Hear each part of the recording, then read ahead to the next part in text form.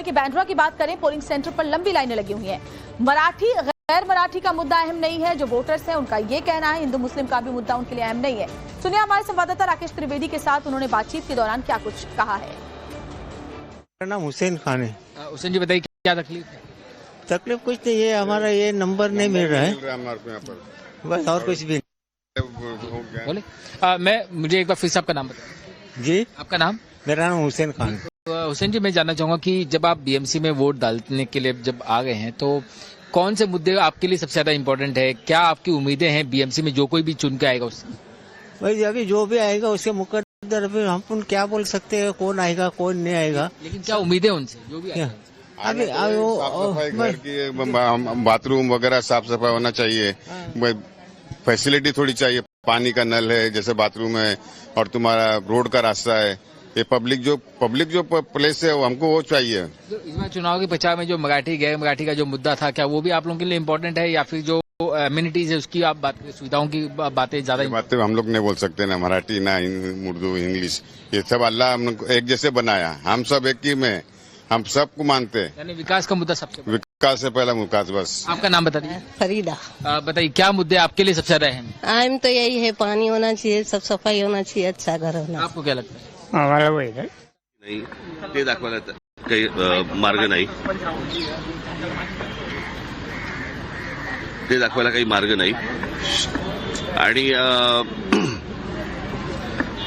मग ते सगळं झालं. त्या सगळ्या गोष्टींनंतर आता नवीन काहीतरी काढलं की त्यांनी काहीतरी आता ते पाडू नावाचं काहीतरी यंत्र आता उद्या काहीतरी मतदार मोजणीच्या वेळेला वापरणार. म्हणजे विरोधी पक्ष वगैरे या नावाची काही गोष्ट ठेवायचीच नाही, दुसऱ्या पक्षाने निवडणुका लढायच्याच नाहीत. सरकारने ठरवायचं की कशा प्रकारे निवडणुका जिंकायच्या. जे त्यांनी विधानसभेच्या वेळेला केलं ते आता हे सगळं करायचा प्रयत्न करतायत. होऊ देणार नाही तो भाग वेगळा, परंतु आता हे मशीन आणलंय. हे मशीन कोणत्याही राजकीय पक्षाला दाखवलेलं नाहीये. बरं, हे मशीन आणल्यावरती त्याचं क्लॅरिफिकेशन, त्याची स्पष्टता ही निवडणूक आयोगाने द्यायची, ते देत नाहीयेत. मागितल्यानंतर पत्र पाठवल्यानंतर पण ते देत नाहीयेत. आणि आज तर अजूनच वेगळं काहीतरी की बाबा. तो राज ठाकरे को आप सुन रहे थे। उम्मीद है उन्हें कि ठाकरे ब्रदर्स के इस गठजोड़ पर जनता विश्वास करेगी। वहीं मुंबई के अंधेरी पूर्व के मुस्लिम वोटर्स का कहना है कि ठाकरे ब्रदर्स के साथ आने से काफी असर पड़ने वाला है। सुनिए।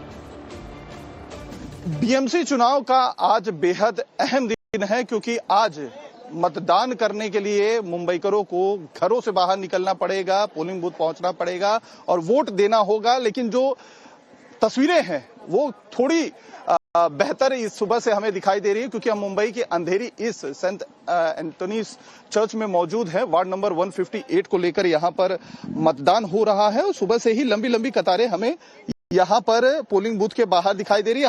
हालांकि जो आंकड़े जो चुनाव आयोग की तरफ से बताए जा रहे हैं कि सुबह 9:30 बजे तक पोलिंग अभी तक केवल 7% हुई है, तो सुस्त शुरुआत तो कहा जा सकता है। लेकिन उम्मीद ये है कि जिस तरीके से सेलिब्रिटी या बड़े बड़े कलाकार अब आ रहे हैं, वोट कर रहे हैं, लोगों से घरों से बाहर निकल के वोट करने की अपील कर रहे हैं, उसका उम्मीद किया जा रहा है कि वो उसका असर दिखाई देगा। कुछ लोग यहाँ पर मौजूद हैं लाइनों में सुबह से ही, उनसे भी बात करते हैं। सर, आपका शुभ नाम?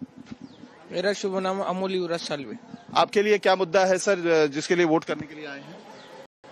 अब सामान्य नागरिक को मतदान का अधिकार दिया है, उन्होंने सब 100% मतदान करने का भाग्य लेना चाहिए। ठीक है भाई, आपका?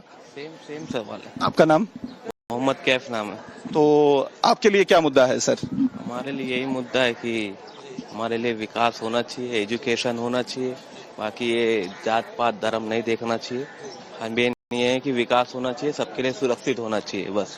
लेकिन ये भी कहा जा रहा है कि कुछ लोग कह रहे हैं कि खान पठान भी मुंबई का एक बार मेयर बनेगा, तो कुछ कह रहे हैं कि नहीं, अगर बनेगा तो हिंदू मराठी माणूस मेयर बनेगा।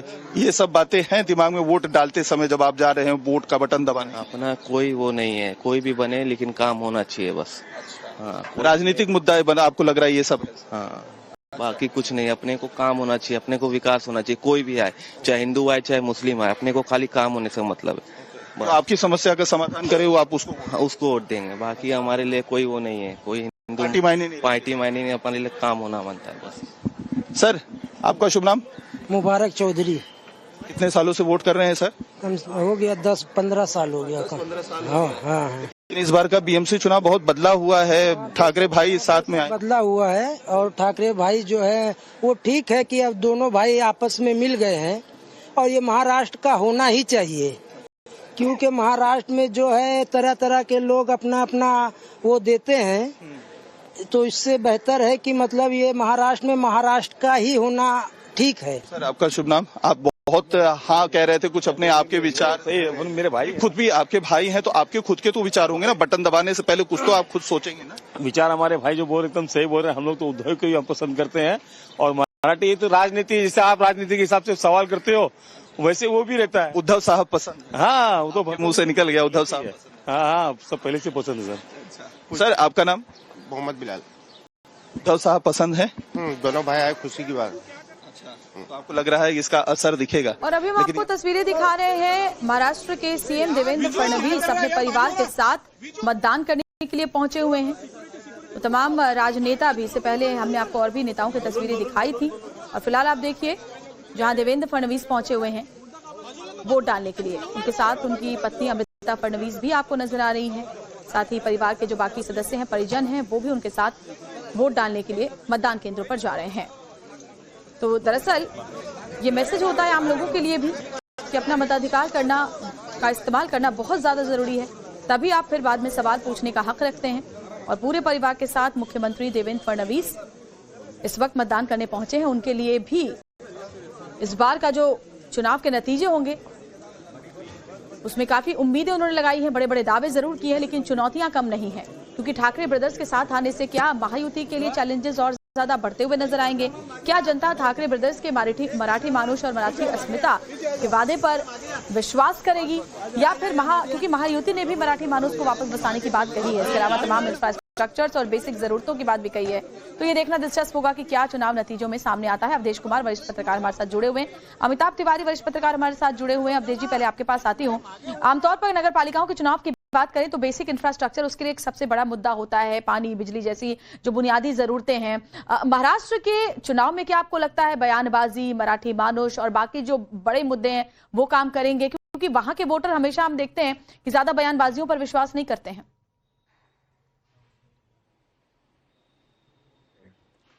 क्योंकि कॉर्पोरेटर का टर्म कहना उचित नहीं है। वार्ड के चुनाव होंगे नगर निगम के, तो उसमें किसको बोलना है? जी आप ही बोलें। निश्चित रूप से जो स्थानीय मुद्दे हैं वो जो नगर निगम से जुड़े हुए मुद्दे हैं वो लोगों के दिमाग पर रहते हैं, लेकिन अब मुंबई और बहुत सारे जो मेट्रोपॉलिटन सिटीज हैं वहां लोगों की सोच में बदलाव भी आया है। बहुत सारे लोग तो अपने वार्ड का मेंबर कौन है वो भी नहीं जानते हैं कि कौन है। तो जाहिर है कि अगर वो पार्टी के आधार पर वोट देने जाते हैं और सभी पार्टियों ने कोशिश की है कि ये चुनाव ऐसा बनाने की कोशिश की है कि ये चुनाव स्थानीय लोकल गवर्नमेंट का नहीं होकर ये एक प्रकार से विधानसभा और लोकसभा चुनाव जैसे हैं। तो ये एक ओवरऑल वातावरण इस समय वही बना है जो हमने विधानसभा में देखा और लोकसभा चुनाव में भी देखा है। और क्योंकि अगर ठाकरे बंधु मराठी मानुस, गैर मराठी, गुजराती मराठी, हिंदी मराठी की बातें कर रहे हैं, तो उसमें लोकल गवर्नमेंट की भूमिका कितनी होगी? वो तो विधानसभा का हो सकता है, लोकसभा का विषय हो सकता है। सवाल पूछा था अमिताभ तिवारी जी, आपके पास आते हो फटाफट। अमिताभ जी, क्योंकि ठाकरे ब्रदर्स एक साथ आए हैं, मराठी अस्मिता जिसकी बात हमेशा से शिवसेना ने की, 25 सालों तक दबदबा शिवसेना का रहा, अगर हम नगर पालिका चुनाव की बात करें, अब आपको कितना प्रभावी ये होता हुआ नजर आता है मतदाताओं के जहन में? क्या ये बातें प्रभाव डाल पाएंगी? क्या आपको लगता है अस्तित्व का सवाल ठाकरे ब्रदर्स के लिए सबसे बड़ा है? जी, अस्तित्व का सवाल सबसे बड़ा है, तभी दोनों कजिन्स जो है वो एक साथ आए हैं। और क्लियरली रेस्ट ऑफ महाराष्ट्र में अगर आप देखें तो आज एकनाथ शिंदे ने अपने आप को एस्टैब्लिश कर लिया है कि रियल शिवसेना एकनाथ शिंदे की पार्टी है। विधानसभा के चुनाव में महायुति की स्वीप हुई थी, लेकिन अगर बीएमसी की बात करें यानी मुंबई की बात करें तो 11 सीटों पर शिवसेना के दोनों जो गुट है वो दोनों लड़े थे, जिसमें 6 पे यूबीटी जीती थी और 5 पे शिंदे सेना।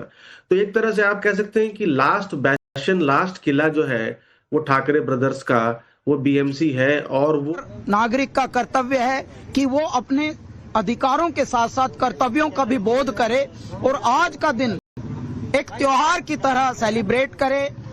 मेरे जितने भी मुंबई वासी हैं, मुंबई नगर वासी, उनको तो विशेष अपना जिम्मेदारी निभा।